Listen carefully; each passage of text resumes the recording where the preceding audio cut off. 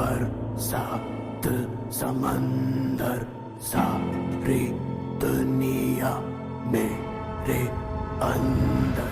Hindi cinema শয়তানের এই দৃশ্যটা নিশ্চয়ই মনে আছে, যেখানে মাধবনের চরিত্র অজয় দেবগনের পরিবারকে খাবার অফার করেছিল, আর এইখান থেকেই শুরু হয়েছিল তার পৈশাচিক কাণ্ড কারখানা। ঠিক এমনই এক ঘটনা বাস্তবে ঘটেছিল ভিয়েতনামে, কিন্তু পরিণতি ছিল আরও মর্মান্তিক। আতিথেয়তার নামে বিষ মেশানো খাবার খাইয়ে হত্যা করত সে। নাম লে থান ওয়ান। জন্ম হয়েছিল 5ই ডিসেম্বর 1956 সালে সাইগনে। বর্তমানে এটিকে আমরা হোচিমিন সিটি বলে জানি। দেখতে ছোটখাটো, শান্তশিষ্ট, লক্ষ্মীমন্ত, কিন্তু তার ভেতরে লুকিয়ে ছিল এক ভয়ঙ্কর সত্তা, যা কেউ জানত না। শৈশব থেকেই সে ছিল একেবারে অন্যরকম। পাড়াপড়শিরা বলতো কোল্ড, ক্যালকুলেটিভ। বড় হয়ে মিডওয়াইফ হিসেবে হাসপাতালে কাজ শুরু করে, কিন্তু তার উদ্দেশ্য ছিল একদম অন্য।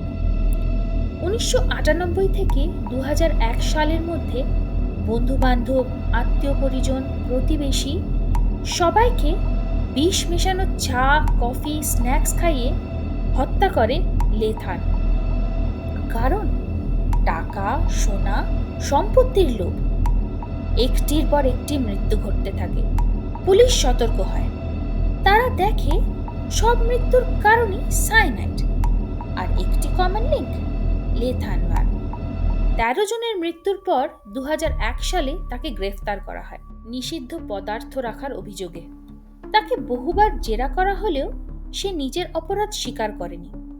2005 সালে তাকে ফায়ারিং স্কোয়াডের সামনে দাঁড় করিয়ে মৃত্যু দণ্ড দেওয়া হয়। ভিয়েতনামের মানুষ আজও তাকে মনে রেখেছে সায়ানাইড উইচ নামে।